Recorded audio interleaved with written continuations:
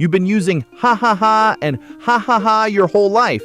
But did you know they don't always mean the same thing? A beautiful lady breaks down the hidden difference, and her explanation has everyone talking.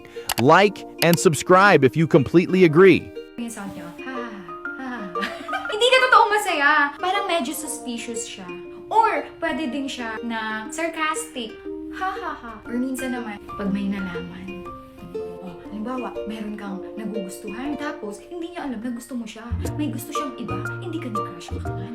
So, ayun, mag-share siya sa'yo. Uy, alam mo ba, nakita ko si ganito. Tapos, grabe talaga, kilig na kilig ako. Tapos, ikaw naman, mag-share ka na. Ah, nice. Good for you.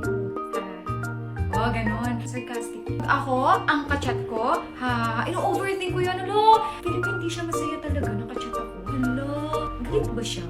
Minsan naman, yung small letters na ha. Ano yun, wala talaga yung pake. Parang, okay, noted, ha. Kaya, naku, yung ha, ano siya, parang, hala, ang mean niya naman. Ang rude niya naman. Evil. Sa demonyo yung ha na small.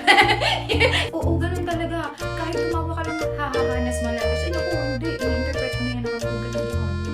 Oo.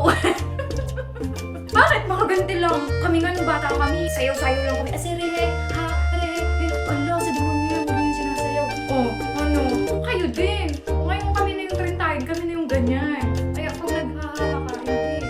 Pero sa akin, ang puno ng katiliman. Tuntanan nyo yan. Diba? Tumawa ka lang. Naging kaupag ka. Ngayon naman, doon na tayo sa yung capital letters na ganon. Naku, masaya yun. Pure yun. Genuine yun. Mabait yun. Kumbaga sa langgam, di ba merong langgam na itim, tapos pula? Yung pula, ay, ano yun? Sama yun. Yung itim, mabait yun. So, ganun lang din siya. Yung small letters na ha. Pulang langgam yun. Tapos yung capital letters na ganon. Ano yun? Itim na langgam. Yeah. Kaya pag nag-share siya ng joke, may joke ako, ganon. Masaya yun. Legit na tumatawa siya nun. Walang halong ka-plastikan, hindi ka pinaplastic, hindi ka ine-eme. Totoong tao siya sa'yo. Totoong masaya.